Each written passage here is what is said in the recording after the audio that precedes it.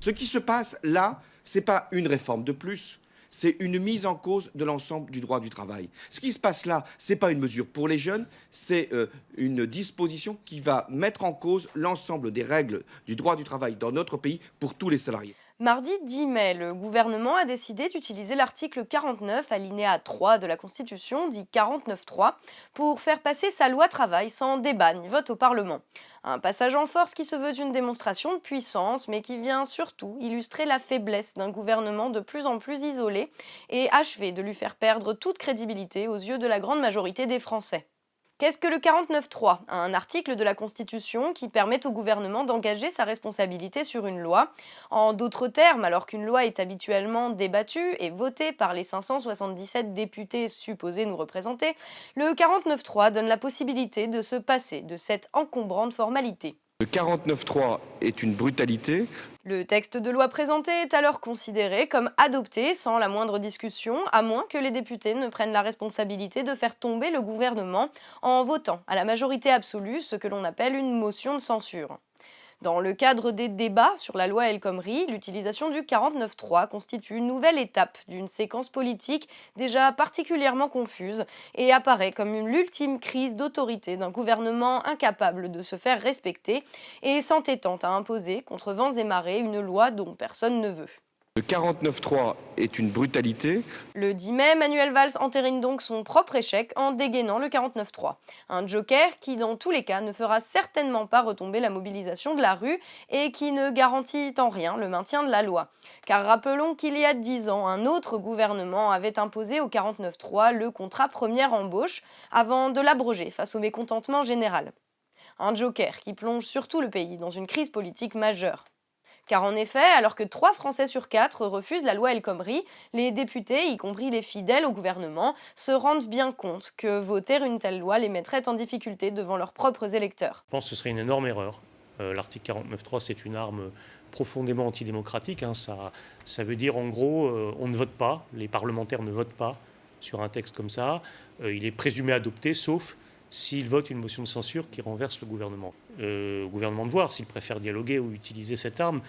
Le gouvernement, de son côté, semble confirmer, par son attitude, qu'il ne travaille pas dans l'intérêt des citoyens, dont la vie ne l'intéresse pas, mais bien dans celui de la petite minorité pour qui les conditions de vie des gens passent après leur enrichissement personnel. Le 49.3 est un déni de démocratie.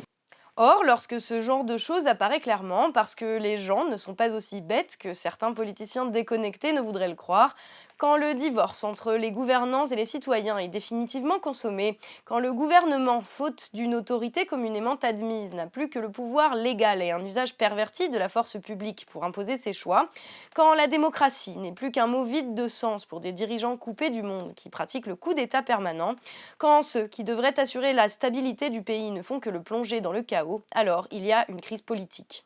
Le 49.3 est une manière de freiner ou d'empêcher le débat parlementaire. Une crise qui, à y regarder de près, ressemble très fortement à une crise de régime. Car au-delà de la question de la légitimité de ce gouvernement, le recours au 49.3 pose la question plus vaste de la démocratie face à des conceptions autoritaires du pouvoir. Comment justifier en effet qu'un pays comme la France ait dans sa constitution un dispositif permettant à quelques personnes de prendre des décisions contre l'avis des citoyens, mais même contre l'avis de leurs représentants supposés? Le plus souvent, concerné. Non, mais Jusqu'à preuve du contraire, c'est quand même pas un drame d'être élu, d'avoir la confiance de non, ses mais c'est concitoyens. peut-être un problème d'être candidat à tout et de ne pas faire pourquoi les électeurs ont voulu que l'on soit élu. Alors, Un dispositif permettant de mépriser ses propres institutions et de changer les règles du jeu au gré des lubies ou des intérêts d'une petite poignée. Ces derniers temps ont vu l'aspiration des Français à une vraie démocratie s'exprimer comme jamais. Une démocratie qui permette de changer ce qui ne va pas et où le pouvoir n'est pas concentré entre les mains de ceux qui en tirent personnellement profit et qui s'en servent pour faire n'importe quoi. Or, il semblerait que les institutions actuelles ne soient plus en capacité de protéger les citoyens contre ce genre de situation devenue banale. Dès lors, qu'attendre de la situation? Face au chaos provoqué par le gouvernement, il importe que les citoyens fassent entendre leur voix, car ce sont eux les vrais garants de l'ordre et de la stabilité.